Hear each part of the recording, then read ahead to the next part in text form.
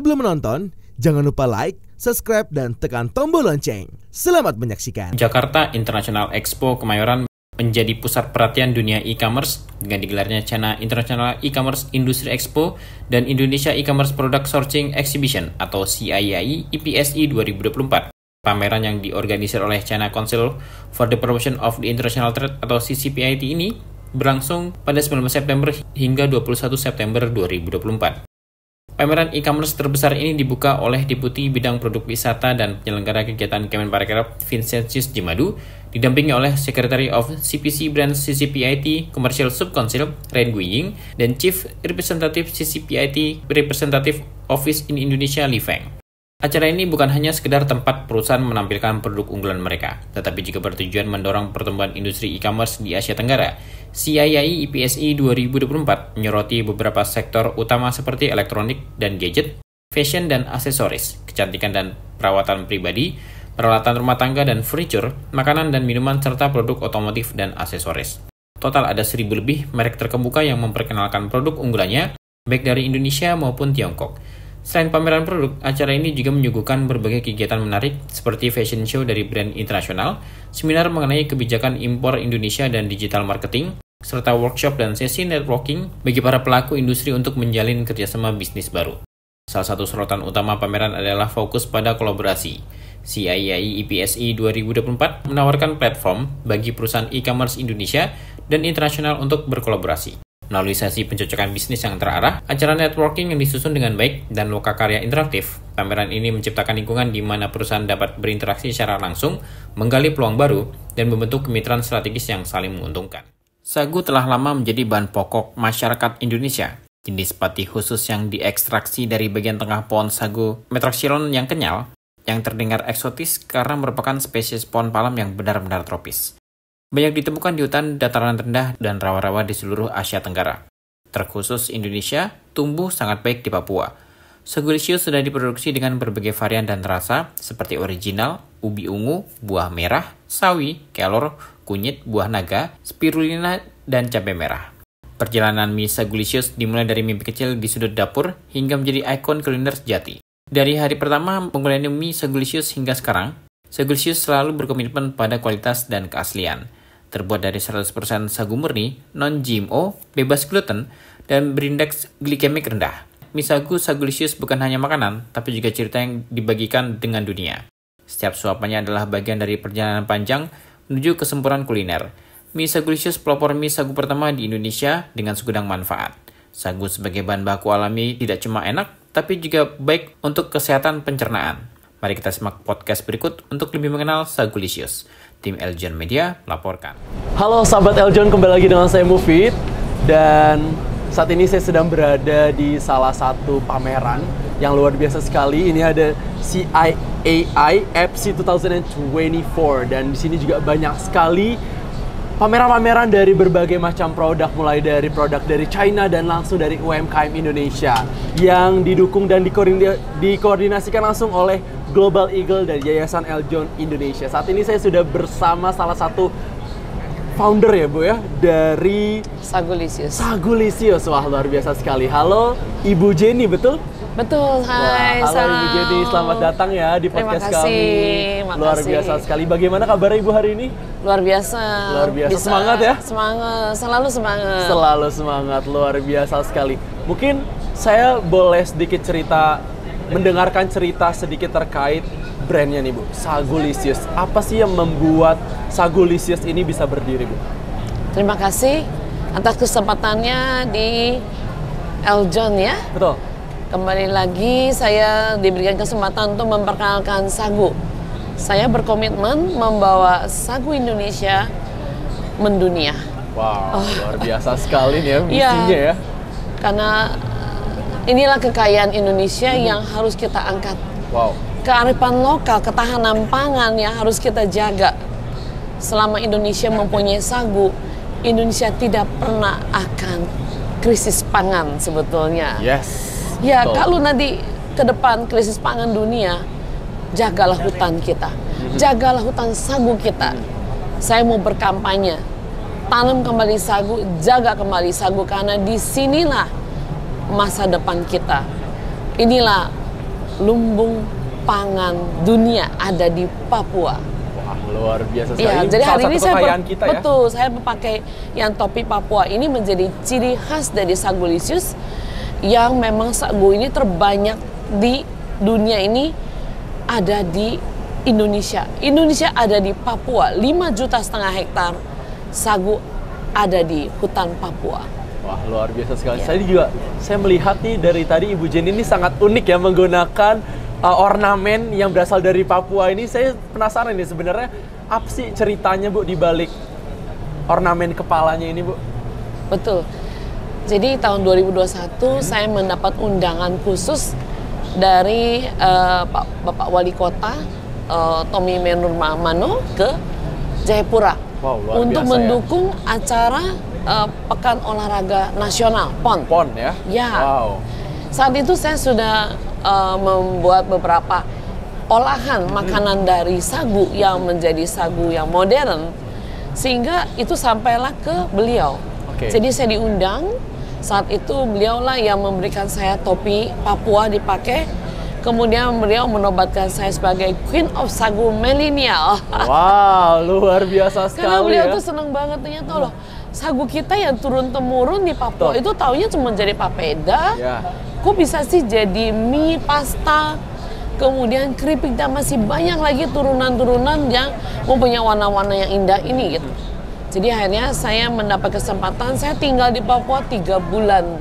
Wow, luar biasa ya. Ini cukup experience ya berarti ya Bu? Ya, mengenal kesempatan Papua, ya? saya untuk masuk ke dalam hutan sagu, kemudian tinggal bersama penduduk. Bagaimana sih penduduk ini hidup sehari-hari dengan sagu? Ternyata sagu nggak cuma sebagai makanannya, tapi sebagai mata pencarian mereka, sebagai kebudayaan mereka, sebagai pengobatan untuk mereka. Jadi sagu ini segalanya untuk mereka. Yes, Jadi juga sebagai pengobatan. Jadi yang luar biasa saya temukan yaitu anak-anak bayi yang baru umur 5-6 bulan ya, mereka sudah bisa mendapat asupan makanan tambahan. Yang mereka makan itu adalah papeda. Dibikin kecil-kecil kayak bakso kecil, kemudian disuapkan ke mulut bayi itu. Belum punya gigi tapi langsung telan badannya itu 6 bulan. Kita kalah anak 2 tahun seperti ini. Wow. Ya, Ini fakta menarik nih Bu buat fakta saya. menarik, betul. Jadi sebetulnya sagu itu sangat aman untuk balita, bayi untuk 5-6 bulan aja sudah mulai konsumsi sagu. Nah kemudian kita tahu di Papua itu banyak yang kena malaria. Ternyata pada saat mereka kena demam, di situ nggak ada dokter yang secanggih di kota besar ya, rumah sakit.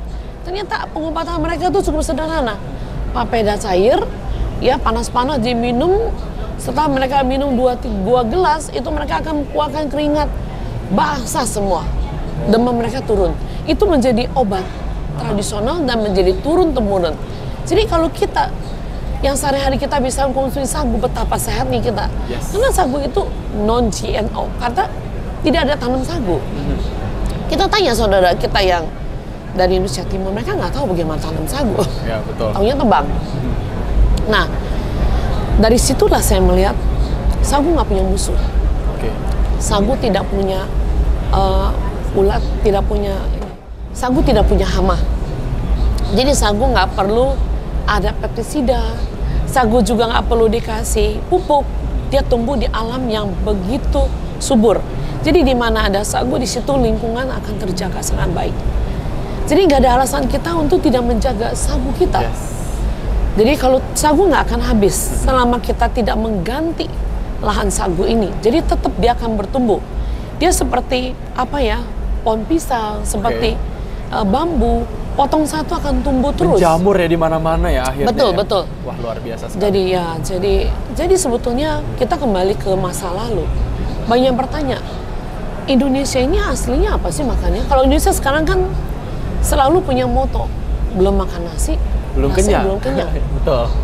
Padahal Bapak Ibu boleh, teman-teman boleh buka Google, yaitu ketik aja ukiran relief Candi Borobudur pohon palem atau pohon sagu.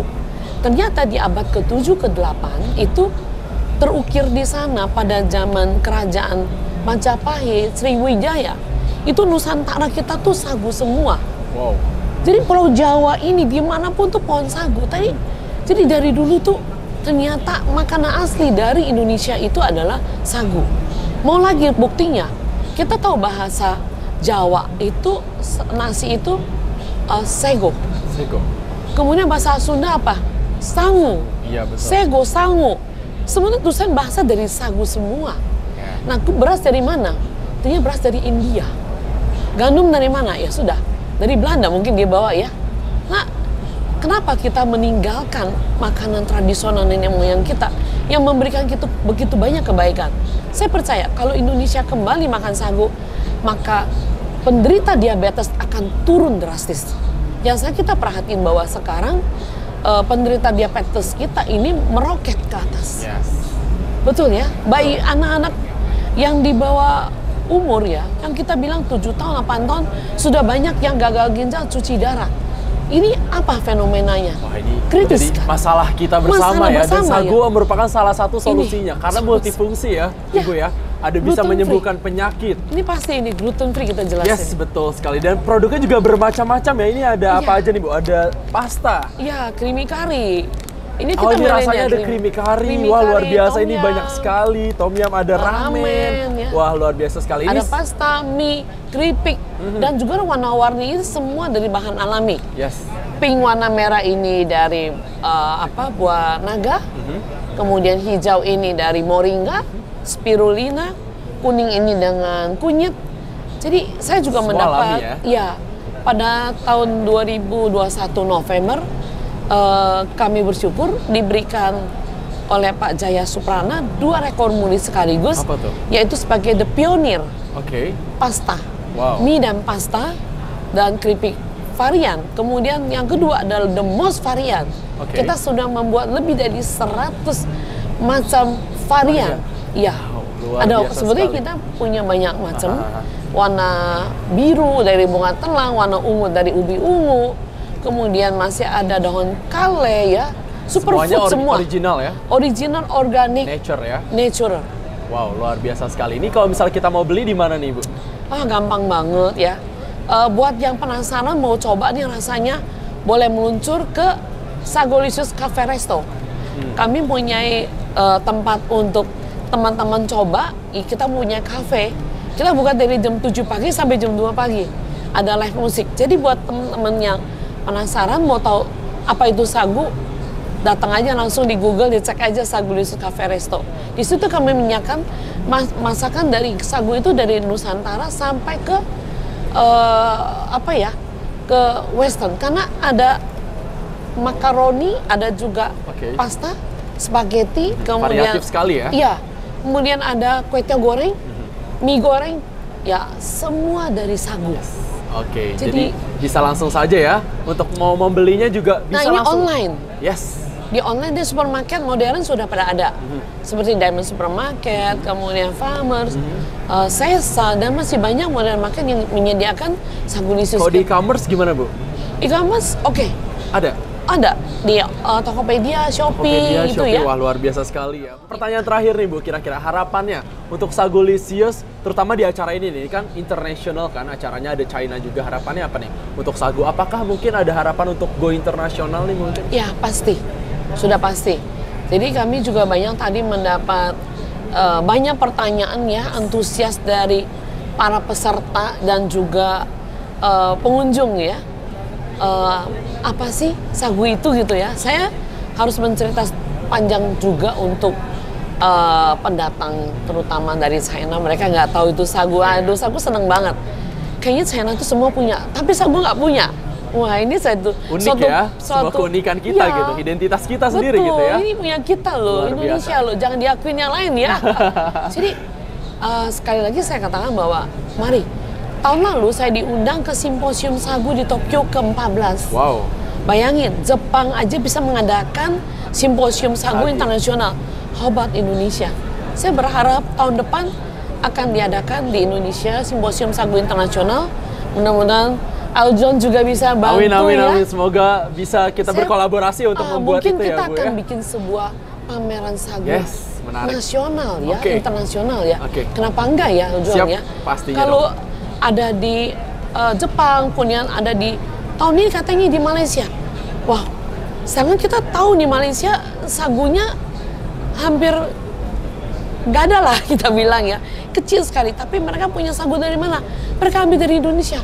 Kemudian diolah di ekspor, kenapa nggak kita sendiri gitu loh? Iya betul, karena itu identitas kita ya. Terima kasih banyak nih Bu Jenny. Wah, ini sharing-sharingnya menarik sekali dan itu juga membuka wawasan baru untuk sahabat Eljon di rumah.